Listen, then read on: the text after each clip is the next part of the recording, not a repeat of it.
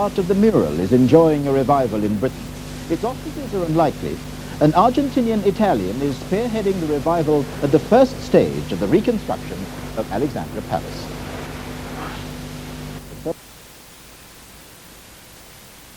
Of the mural, the art of the new.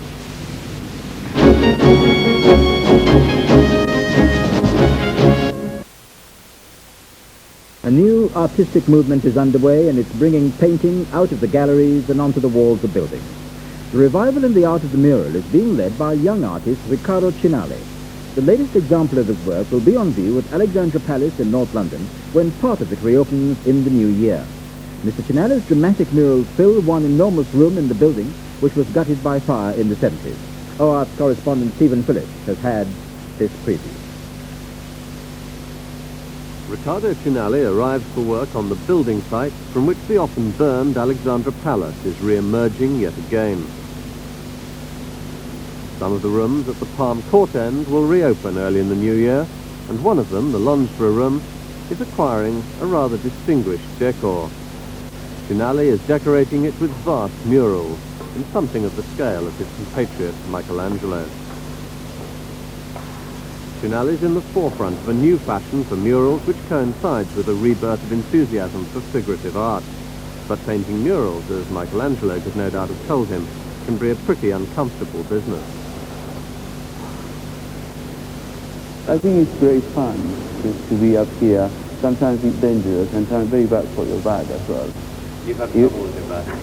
Yes, I have to see an osteopath very soon. It's terribly cold up here, you know. Yes. And but when you are inside the picture, the world disappears. The world simply vanishes. Doing a traditional fresco was impractical, as the paint has to be applied while the plaster is still wet. So Cinalli uses an oil-based pigment, but thins so much that it has the translucence of watercolor. The style is somewhat impressionistic. This could be anything. But the point, when you look from 10 meters below, the whole thing is different. And this is what interests me, how you can work with a tremendous amount of impression, brush strokes or things that doesn't make sense when you are closer, but when you are from 10 meters or 20 meters distance, then everything comes to focus. Cinalli's two giants, they don't have names, achieve some of their monumentality by built-in distortions. With his trompe-l'oeil architectural effect, he's making the whole room look larger. He's already painted sea god panels over all the doors, and one day hopes to paint the ceiling too.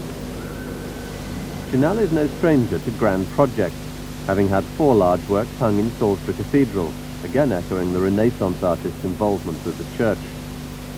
He's also quite a star in South America.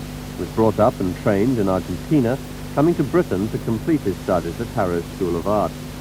Cinalli begins with the limbs and builds up to whole figures.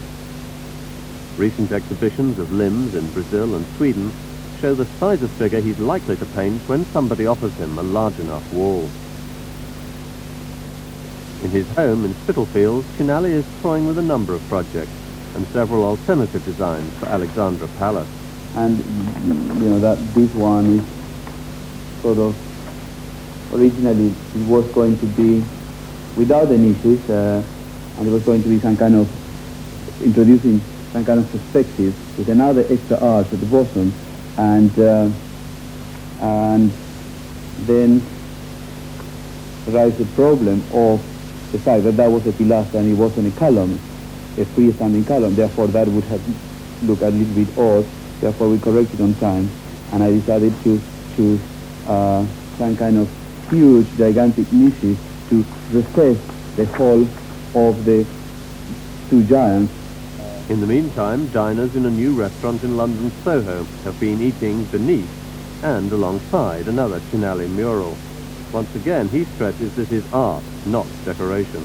The aspect of decoration, make me absolutely sick. Therefore, my idea is if one could bring again the frescoes or wall paintings or murals or whatever you call them into much more serious approach, treat them serious. So how do you feel about the different sort of places your art appears in, are you pleased that, you know, one person will see your art while they're eating dinner in a restaurant, another while they're attending a conference? Certainly, I always thought that it could give them tremendous enriching suggestions, which is a very unpleasant thing to say. On the contrary, I think they could improve their business. I think it makes all the difference to be able to sit down at a table and to look up and, to your surprise, to realize that someone has painted not only with ingenuity, but also with wit. I think there's a lot of humor in this painting, which is one of its great qualities.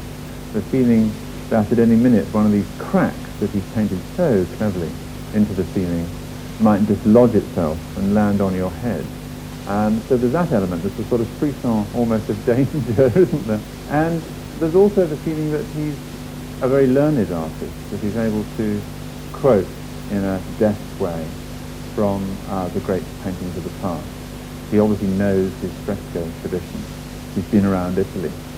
And he's able to use the classical references, I think, very fruitfully.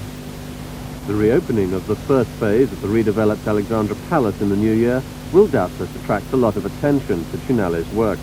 And if anyone has a wall about the size of a tennis court that needs decorating, he just might be interested. Just time for some of the main items of news again tonight. The world's largest supertanker is among...